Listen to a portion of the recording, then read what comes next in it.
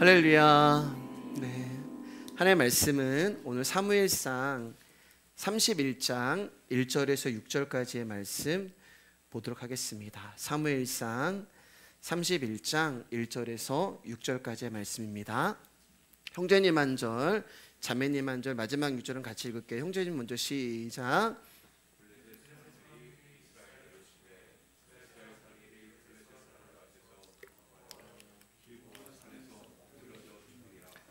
브렛 사람들이 그의 아들들을 추격하여 사울의 아들 요나단과 아비나답과 말기수아를 죽이니라. 사울의 패전함에 활 쏘는 자가 따라잡으니 사울이 그 활 쏘는 자에게 중상을 입은지라. 그가 무기를 든 자에게 이르되 내 칼을 빼어 그것으로 나를 치르라. 할례 받지 않은 자들이 와서 나를 치르고 모욕할까 두려워하노라 하나 무기를 든 자가 심히 두려워하여 감히 행하지 아니하는지라. 이에 사울이 자기의 칼을 뽑아서 그의 엎드려 치매 무기를 든 자가 사울의 죽음을 보고 자기도 자기 칼 위에 엎드려져 그와 함께 죽으니라. 사울과 그의 세 아들과 무기를 든 자와 그의 모든 사람이 다 그날에 함께 죽었더라. 아멘.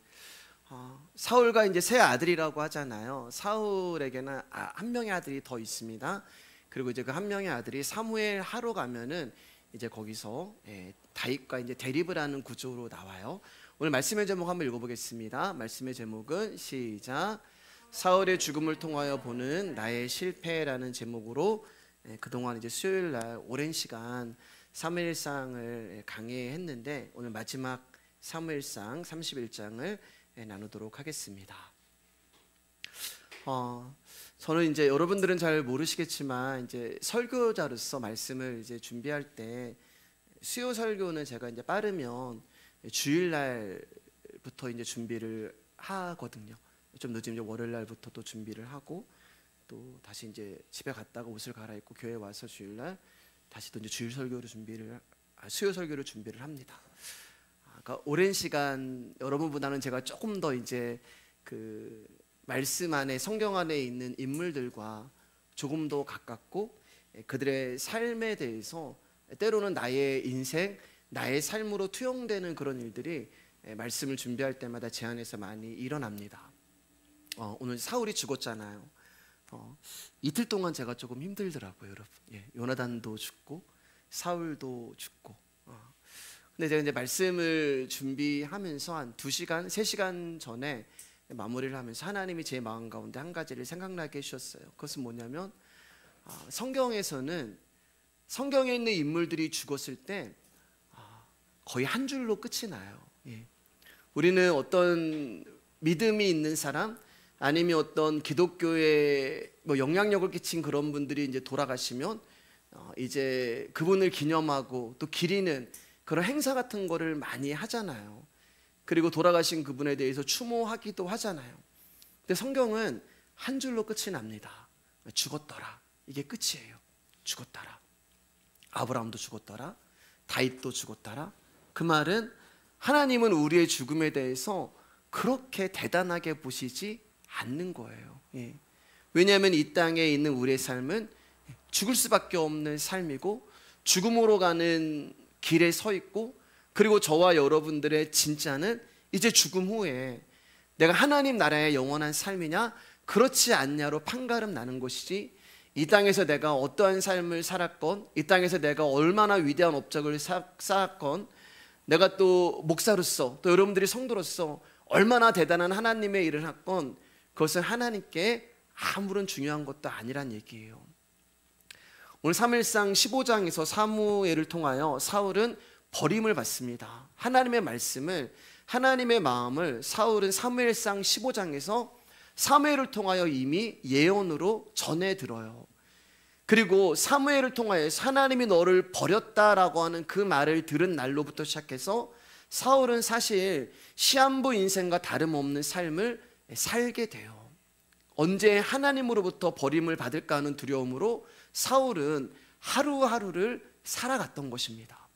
그래서 그렇게 다윗을 죽이려고 했던 거예요.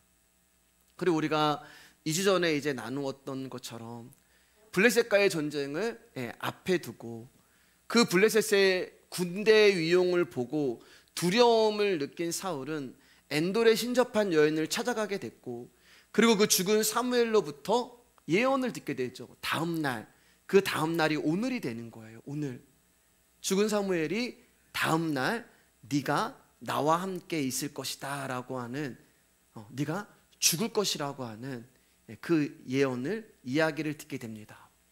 그리고 그 사무엘의 예언대로 오늘 블레셋과의 전쟁에서 사울의 세 아들이 먼저 죽고, 가운데 이제 요나단도 있어요.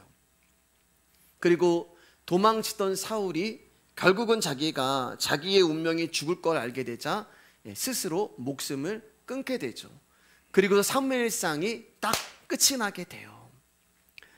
제가 사무엘상 31장을 이제 준비하면서 다른 분들은 이 본문을 어떻게 설교를 하고 말씀을 전했을까라고 해서 공개된 설교를 제가 이제 찾아서 몇 편을 이렇게 쭉 들어봤습니다.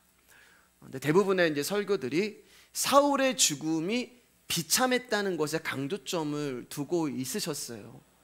그리고 사울이 비참하게 죽은 것은 하나님으로부터 저주를 받아 비참한 최후를 맞이한 것이기 때문에 성도인 우리는 비참하게 죽지 않도록, 하나님 앞에 버림받지 않도록 하나님을 잘 섬겨야 한다는 것이 주된 내용들이었습니다. 그러면 오늘 밤에 우리가 비참하게 죽는다는 것에 대한 정의도 한번 생각해 봐야 하겠지만, 성도가 비참하게 죽는 것이 정말 저주가 될까라는 것에 대해서도 한 번쯤은 생각해 볼 문제라고 생각이 들어요. 솔직히 여러분, 비참하게 죽은 걸로 말하자면 예수님만큼 비참한 죽음을 맞은 자가 누가 있겠어요? 그러면 예수님이 비참하게 십자가에 죽으셨기 때문에 하나님으로부터 버림을 받고 저주를 당한 것일까? 아니잖아요. 스데반은 돌에 맞아 비참하게 죽었고, 선지자들이나 예수님의 제자들도 비참한 최후를 맞이했어요. 그러면 그 사람들이 그렇게 마지막이 끝났다고 해서 하나님으로부터 버림을 받고 저주를 받은 것일까? 목회를 하면서 성도의 마지막이 비참하게 끝이 나는 경우를 제가 직접 경험해 본 적이 있습니다. 가정폭력과 우울증으로 인하여 힘들어하던 한 형제가 예배 후에 저에게 와서, 목사님, 저 이제부터 신앙생활 열심히 할 거예요. 그리고 제 손을 꼭 잡고 헤어졌는데, 다음날 이 청년 형제가 실종이 됐어요. 그리고 며칠 있다가 강에서 그 형제를 끌어올리게 됐습니다. 사실 제가 그날 그 형제의 시신을 확인하러 갔는데, 그날 제가 그 시신을 확인하고 교회에 와서 얼마나 하나님 앞에 오열을 했는지 모릅니다. 또 한 자매는 성폭행을 당해서 목을 맸어요. 그때 그 자매님의 어머님이, 목사님, 우리 딸이 지옥에 갔겠죠. 자살을 했기 때문에 지옥에 갔겠죠.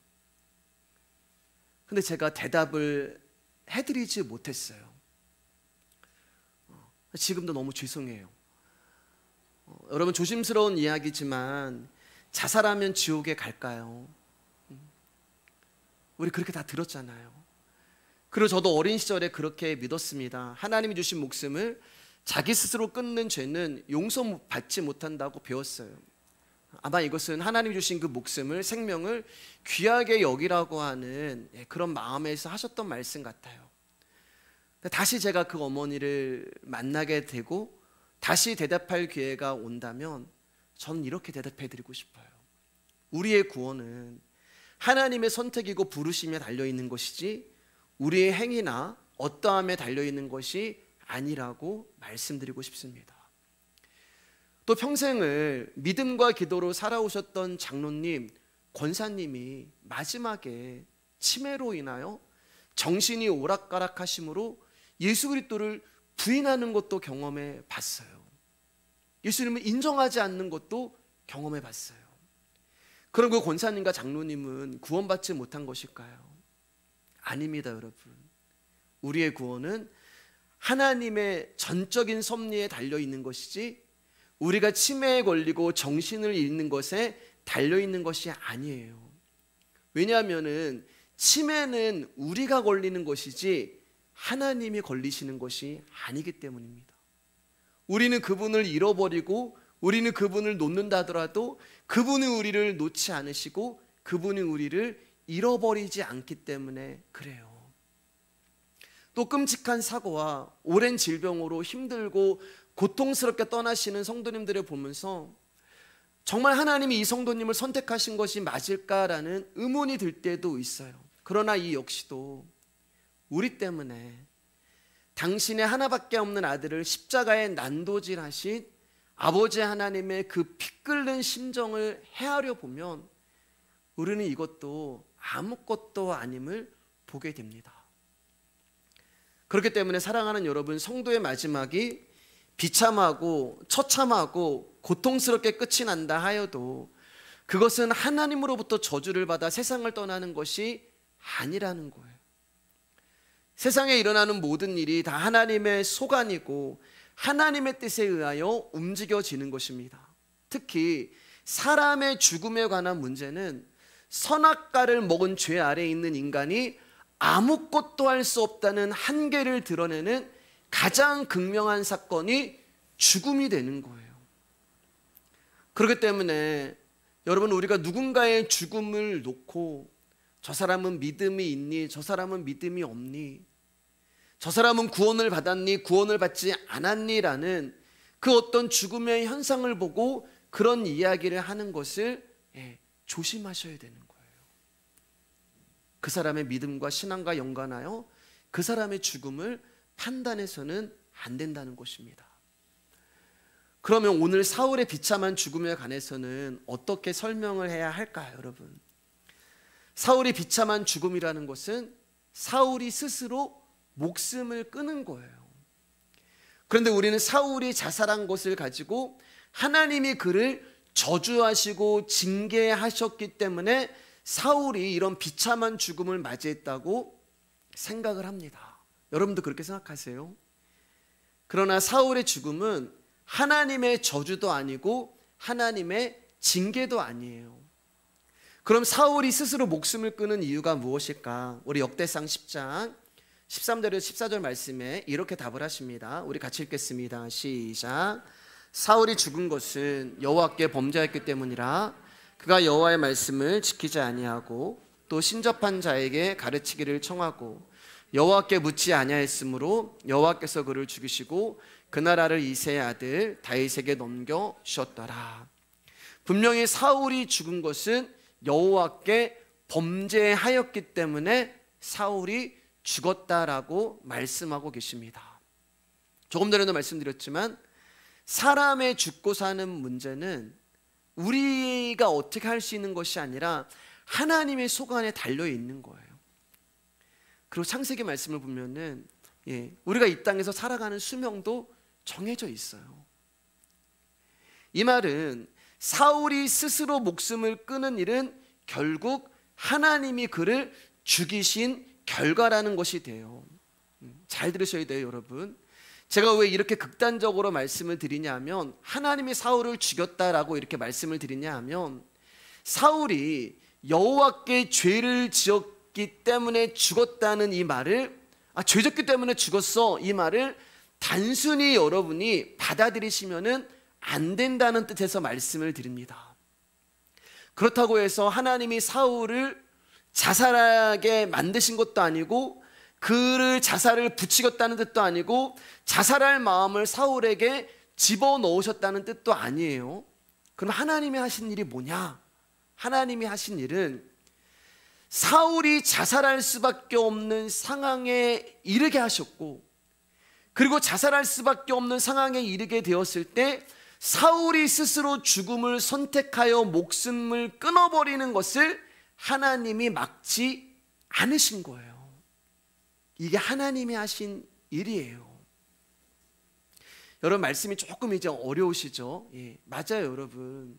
본문은 어려운 내용이에요.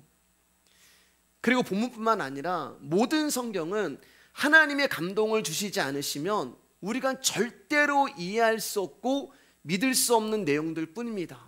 왜냐하면 제가 지금 하나님이 사울을 자살할 수 없는 상황으로 몰아넣으시고, 또 사울이 자살을 할 때 그 자살하려고 하는 사울을 하나님이 막지 않으셨습니다, 이게 하나님의 일입니다 라고 이야기하면 우리 마음에 어떤 마음이 찾아오냐면은 어려운 거예요.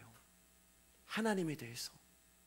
아니, 자살할 수 있는 상황으로 사울을 몰아넣으시고 또 자살하는 사울을 막지 않으시는 하나님이 어떻게 사랑의 하나님인가? 그런 하나님이 어디 있어? 그러면서 우리 안에 하나님에 대한 의구심과 의문이 우리 안에 드실 것입니다.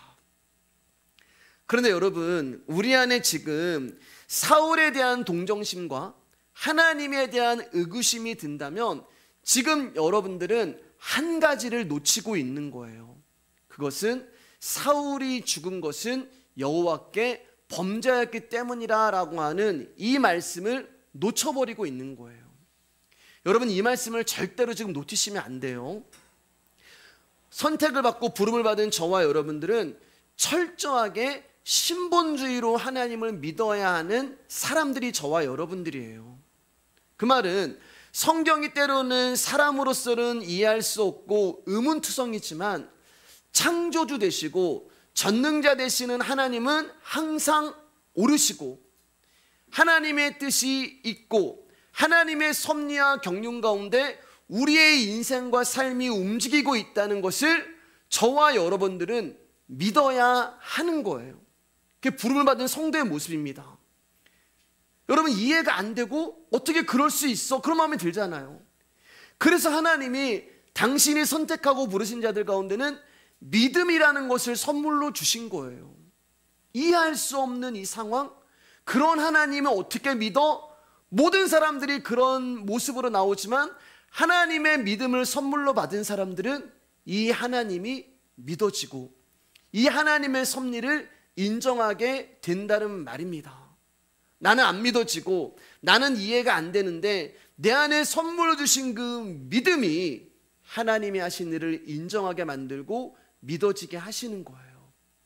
그런데 우리 안에 하나님의 뜻보다 자살한 사울이 불쌍하고 하나님이 꼭 그렇게까지 하셔야 하나라고 하며 하나님을 향한 원망과 의구심이 든다면 여러분, 저와 여러분들은, 그런 사람들은 인본주의를 따르는 휴머니스트들이 되는 거예요. 둘 중에 하나예요, 여러분. 차거나 뜨거우나 중간은 없습니다. 저와 여러분들은 신본주의예요. 그럼 이렇게 한번 생각해 볼게요, 여러분. 잘 들어보세요. 사울이 자살을 하건 아니면 적의 창에 찔려 죽건 그가 죽은 것은 여호와께 범죄한 결과라는 것이 성경의 정의란 말입니다. 그럼 만약 사울이 죽지 않고 살아있다고 가정을 하면 그것은 사울이 여호와께 범죄하지 않아서 살아있는 것일까요?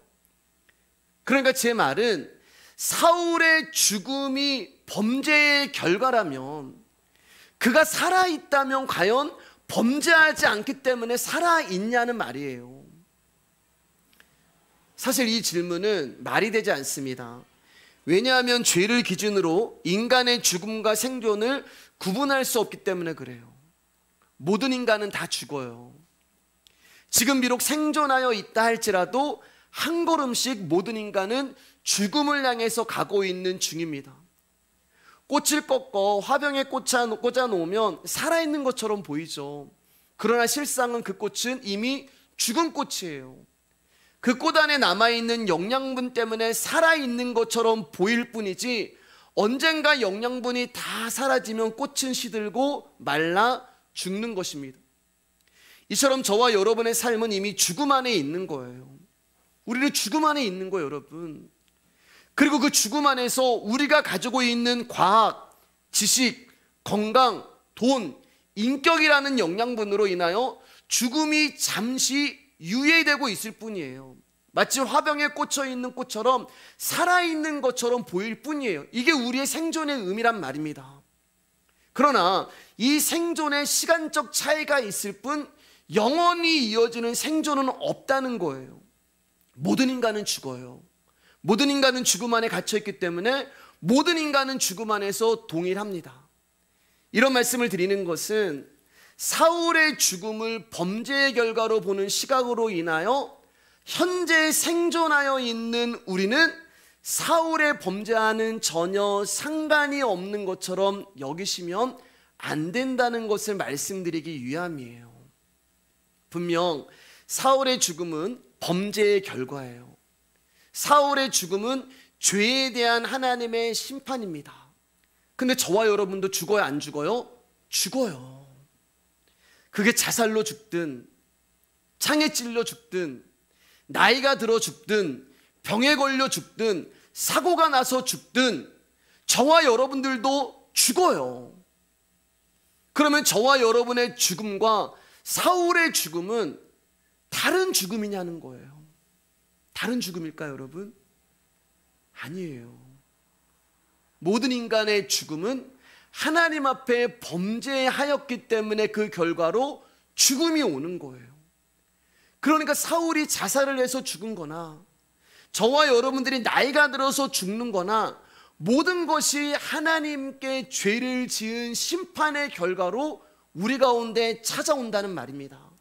창세기 3장 17절에 19절 말씀 제가 읽어드릴게요. 아담에게 이르시되 내가 내 아내의 말을 듣고 내가 내게 먹지 말라 한 나무의 열매를 먹었은즉 땅은 너로 말미암아 저주를 받고 너는 내 평생에 수고하여 그 소산을 먹으리라. 여기 이제 빨간 줄 쳐놓은 거 여러분들 다 아시죠? 이게 뭐냐면 죄란 말이에요. 선악과를 따먹은 게 죄가 아니라 먹지 말라고 말씀하신 하나님의 말씀을 어긴 것이 죄예요. 그리고 그 죄의 결과로 19절 말씀 내가 흙으로 돌아갈 때까지 얼굴에 땀을 흘려야 먹을 것을 먹으리니 내가 그것에 취함을 입었음이니라. 너는 흙이니 흙으로 돌아갈 것임이니라.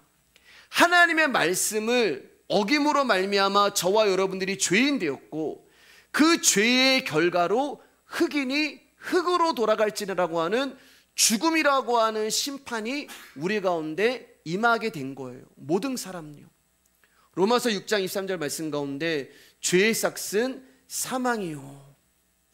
삭이라고 하는 말은 월급을 말하는 거예요. 월급.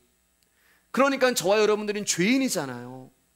죄인이기 때문에 우리가 누군가에게 월급을 받아요. 그 누군가가 뭐냐면 죄란 말입니다. 죄. 예. 우리는 죄인이기 때문에 죄에게서 삭을 받아요.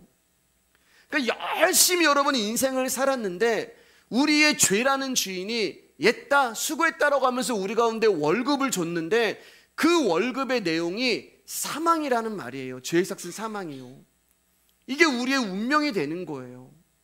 그렇기 때문에 저와 여러분들은 이 세상에서 죽음이라는 문제를 안고 살아가는 자들이에요. 사울이나 나나 똑같다는 말씀을 드리는 거예요. 사울은 자살을 했기 때문에 지옥 가는 거고 나는 그렇지 않기 때문에 하나님 나라 가는 거야. 이게 아니란 말입니다. 모든 사람은 다 이 죽음이라는 문제를 안고 살아가는 자들이에요. 우리는 우리가 안고 있는 죽음이 오늘 터질지 내일 터질지 몰라요.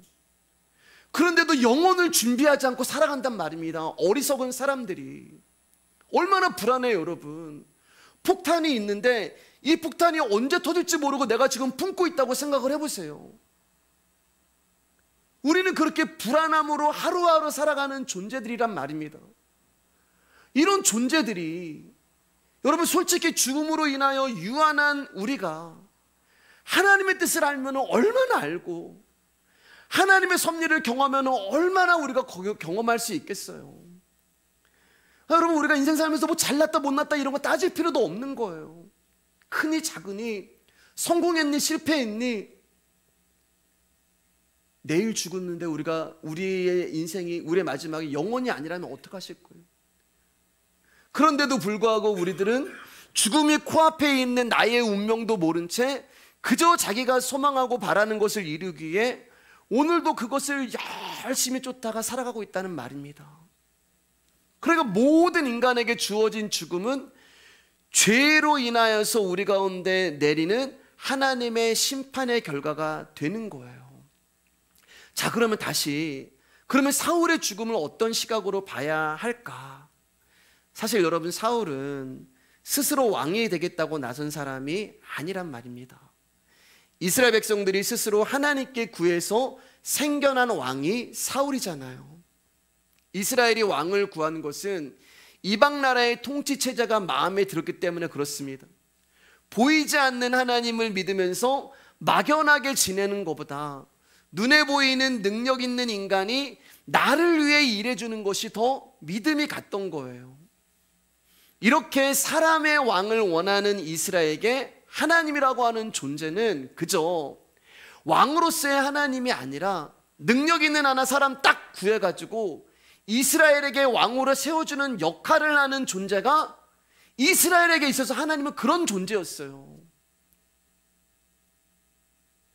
하나님이라고 하는 존재는 이스라엘 가운데 신도 아니고 왕도 아니고, 하나님 당신이 하실 일은요 그저 능력 있고 똑똑하고 나를 잘 먹고 잘 살게 해줄 수 있는 어떤 사람 한 명 구하다가 내 앞에 세워놔 주시면 돼요. 하나님은 그걸로써 하실 일 다 하셨어요. 이런 존재가 사무엘상에 나타나는 하나님이셨단 말이에요. 여러분들 이해를 조금 더 쉽게 하시기 위해서 제가 이 이야기를 교회에 대입해서 한번 예를 들어 볼게요. 여러분, 이스라엘 왕이 하나님이시듯 교회의 왕도 하나님이십니다. 맞으시죠? 아멘. 또 이스라엘의 지도자가 하나님이시듯 교회의 지도자도 하나님이 맞으세요. 그런데 여러분, 우리가 교회를 볼 때요, 과연 우리의 왕은 하나님이시고 지도자는 하나님이시다라고 하는 인식을 여러분 가지시고 예배마다 참석하시고 교회 올 때마다 그 생각하세요? 아, 우리의 왕은 하나님이셔, 우리 교회의 지도자는 하나님이셔. 사실 이런 모습보다 그 자리에 앉아있는 목사가 보이거나 장로님이 보이시거나 어떤 교회에 영향력 있는 사람이 보이잖아요. 물론 하나님이 교회의 지도자가 맞아요. 그러나 하나님이 하실 일은 단지 교회를 위해 능력 있는 스펙 좋은 목사 한 명을 지도자로 세워주고 이 사람으로 인하여서 실제 교회를 책임지고 이끌어 나가게 하고, 하나님은 그런 사람 찾아다가 그런 목사 찾아다가 우리 교회에 딱 세워주시면 하나님은 당신이 하실 일 다 하셨습니다. 이 여러분 이스라엘 모습이에요. 어쩌면 오늘날. 그러면 솔직하게 여러분, 이 땅에 있는 성도들이 누구를 의지하고 신뢰한다는 말이에요? 목사를 세워주신 하나님을 의지하고 신뢰하는 것이 아니라 하나님이 세워주신 사람 목사를 더 의지하고 신뢰하고 바라보게 되는 거예요. 그렇게 되니까 전부 그 목사를 통해서 어떤 결과가 나오기를 기대하는 거예요.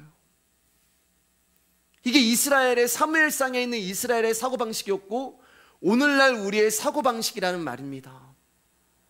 교회의 머리는 그리스도라고 했는데 하나님이 세우신 예수 그리스도의 머리 대신 자신들이 마음에 드는 사람의 머리를 교회에 세워서 그 사람 머리의 지시를 받으며 자신들을 발전시키고 지키려고 하고 있는 거예요. 여러분, 사람은 사람일 뿐이에요. 아무리 준수하고 용모가 빼어나고 능력과 지식이 있다 하여도 사람은 피조물일 뿐이에요. 목사라고 해서 특별한 사람이 아니라, 제가 여러 번 말씀드렸지만 교회를 위해 말씀을 전하고 가르치라고 세워주신 존재가 목사예요. 이게 목사가 할 일 전부예요. 복음 가르치고 말씀 가르치고 하나님의 성경을 가감없이 말씀대로 전하고 가르치라고 세워준 존재가 목사예요. 거기서 한 걸음 더 나가는 것도 아니고 거기서 한 걸음 더 후퇴하는 것도 아니에요. 즉 교회를 책임질 사람으로 세워진 존재가 목사가 아니란 말입니다. 그리고 성도들이 의지하고 따르고 복종해야 할 존재가 목사가 아니란 말이에요. 그런데 오늘날 교회는 목사 한 사람만 잘 세우면 마치 교회가 성공하고 팽창할 것처럼 인식을 하고 있어요. 그러니까 성공한 목회자, 능력 있는 목회자, 스펙 좋은 목회자를 찾게 되는 거예요. 이게 여러분 지금 이스라엘 백성들과 같은 심정이 되는 겁니다. 이스라엘의 발전과 번영을 위해 능력 있는 사람들이 자기들을 다스리겠다는 거예요. 이방 나라가 그렇게 해서 잘 먹고 잘 살고 있기 때문에 우리도 그렇게 하면은 잘 살고 잘 먹을 수 있다고 생각을 하는 거예요.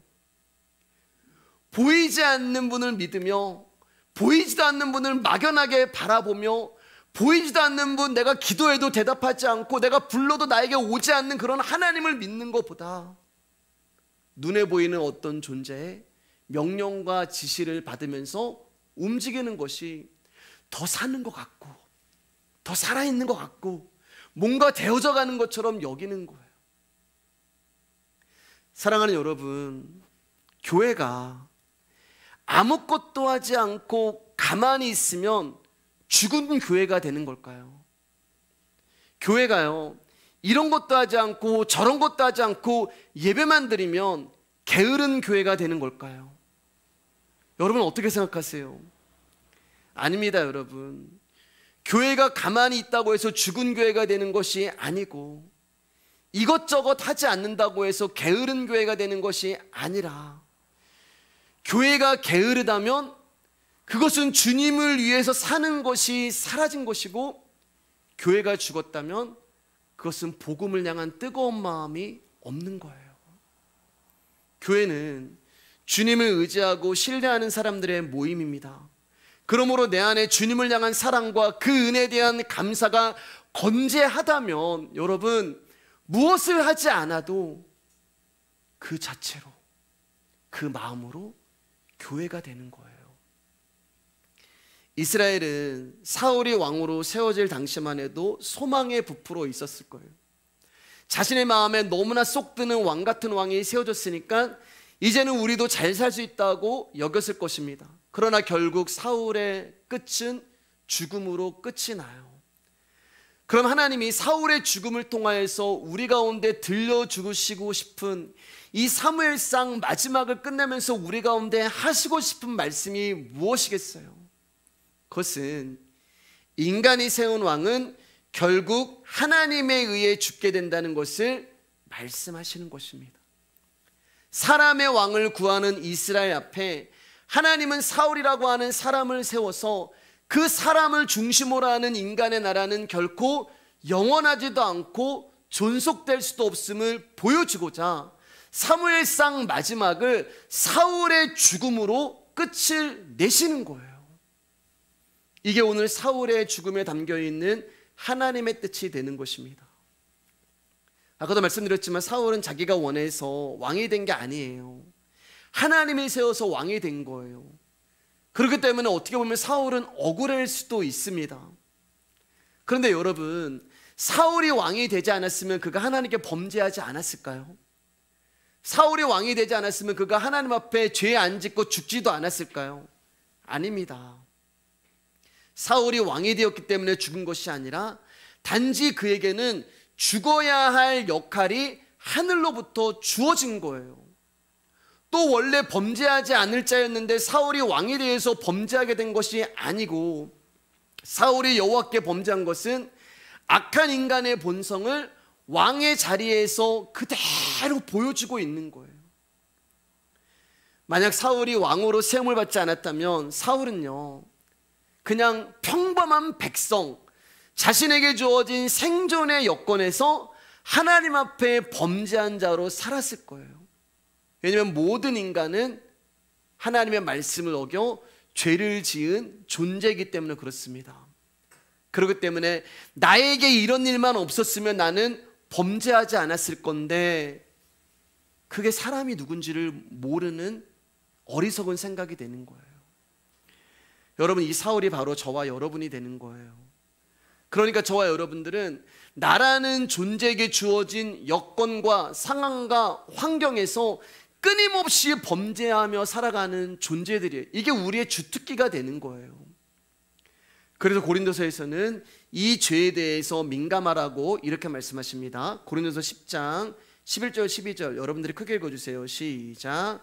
그들에게 일어난 이런 일은 본보기가 되고 또한 말세를 만난 우리를 깨우치기 위하여 기록되었느니라.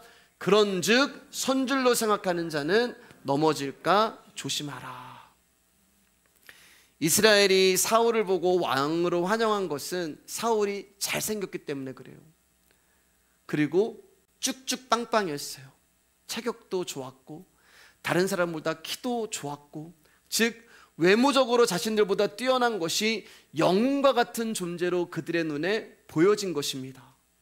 그러니까 그들에게는 이미 하나님이 계시거나 말거나 하나님이라고 하는 존재에게는 관심이 없었어요.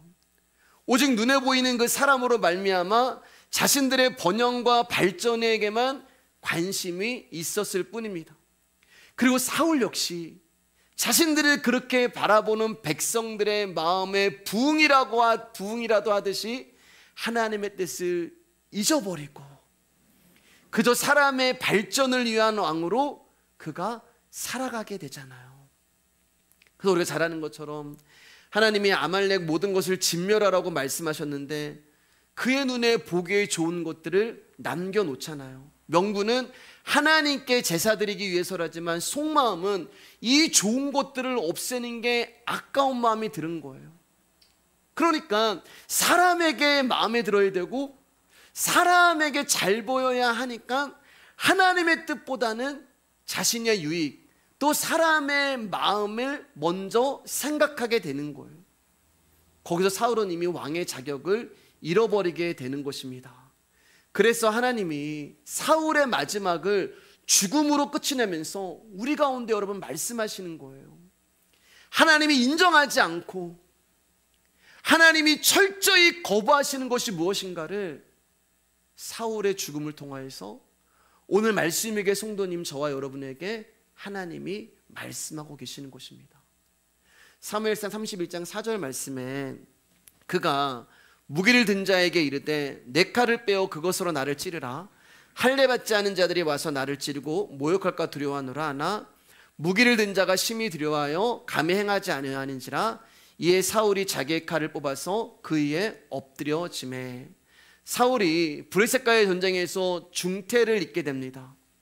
그리고 이제 블레셋에게 잡히면 자기가 포로로 죽을 것을 알기 때문에 사울은 내가 할례 받지 않은 자들에게 죽을 수 없다며 자기 옆에 있는 무기든 소년에게 자신을 죽이라고 이야기를 해요. 여러분, 사울의 이 같은 행위는 어찌 보면은 할례 받지 않은 저런 야만인 이방인 족속에게 나는 죽을 수 없다는 신앙적인 자존심을 말하는 것 같지만, 잘 들어보세요 여러분. 지금 어떻게 보면 와, 사울이 마지막은 이렇게 죽었어? 마지막 이렇게 죽으면 뭐예요 여러분? 한평생을 이방인들과 똑같이 살았는데 블레셋과 다를 것도 없이 사는 게 사울의 인생이잖아요. 그러면서도 자기의 자존심을 지금 생각하는 거예요. 믿음을 지키는 게 아니라 지금 하나님께 범죄함으로 자기가 죽는데 마치 자기는 저 할례 받지 않은 자들과는 달라라는 모습을 보여주고 있는 거예요. 마지막 죽을 때도 하나님 앞에 회개하고 하나님 앞에 용서를 구하고 죽는 것이 아니라 내 명분, 내 이름, 내 체면을 위해서 할례 받지 않은, 마지막에도 하나님을 이용하고 있는 것이 사울의 모습이 되는 거예요. 평생을 이방인과 다름없이 살았던 그란 말입니다. 근데 죽을 때 이렇게 한다고 뭐가 달라지냐는 거예요. 하나님은 사울의 죽음을 통해서 우리의 실패가 무엇인지를 보여주고 있는 거예요. 그러므로 우리는 사울을 보면서 우리를 실패로 이끌어가는 것이 무엇인가를 끊임없이 여러분 살펴야 하는 거예요. 그러면 사울의 실패는 무엇이고 그럼 우리의 성공은 무엇일까? 사울은 실패했고 다윗은 성공했다는 것이 아니에요. 차이점이 있다면 사울은 왜 실패했고 다윗은 왜 성공했을까? 차이점이 있다면 무엇일까요 여러분? 하나님이 내버려 두시면 실패하는 거예요. 하나님이 내버려 두시니까 사울은 언약과의 반대로 자기가 원하는 대로 사는 거예요. 내버려 두시면 내가 나온다니까요. 여러분, 하나님이 우리를 은혜로 붙들어 주시기 때문에 여러분들이 이 밤에 여기 나온 거예요. 하나님이 우리를 내버려 두시면 여러분, 내 마음대로 살고 싶고 내 정욕대로 살고 싶고 내 육신의 본능대로 살고 싶은 게 우리의 모습이 되는 거예요. 그럼 다윗은 왜 성공했냐? 그가 대단한 존재가 아니에요. 여러분, 우리가 보잖아요. 우리가 지난주도 봤잖아요. 다윗은 하나님이 놓지 않으시고 끝까지 그를 인도하시고 끝까지 그를 주도하셨기 때문에 다윗이 성공한 자가 된 거예요. 그러니까 어떻게 실패하고 어떻게 성공하냐? 하나님이 붙들어 주시냐, 하나님이 붙들어 주시지 않느냐를 통하여서 여러분, 우리의 실패와 우리의 성공이 결정이 되는 것입니다. 사울은 이스라엘 왕이면서 하나님이 이스라엘 왕이라는 생각을 하지 않았어요. 이스라엘 왕은 사울 자신이었습니다. 그러므로 사울은 하나님의 뜻을 전달하는 역할로서의 왕이 아니라 자신의 힘과 노력으로 이스라엘을 지키고자 했던 거예요. 이게 사울의 실패예요. 여러분, 하나님이 우리를 놓아버리시면 우리는 내 힘으로 살아야 돼요.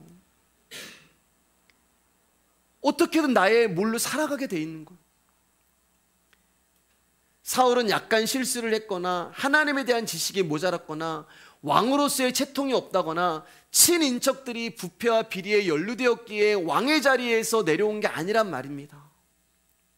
그러나 하나님을 잊어버렸어요. 그리고 자신이 이스라엘 왕이라고 생각하고 하나님의 자리에 앉아버린 것입니다.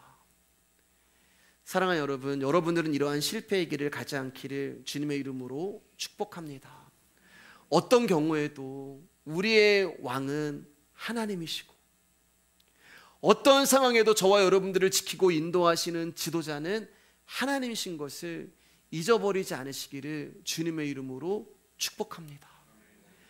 저와 여러분의 인생을 스스로 책임지려고도 하지 마시고 능력 있다 여겨지는 사람들을 의존하지도 마시고 그 어떤 사람이라 할지라도 그 배후에는 하나님의 섭리와 하나님의 뜻이 있다는 것을 보실 수 있는 저와 여러분들의 인생이 되기를 주님의 이름으로 축복합니다.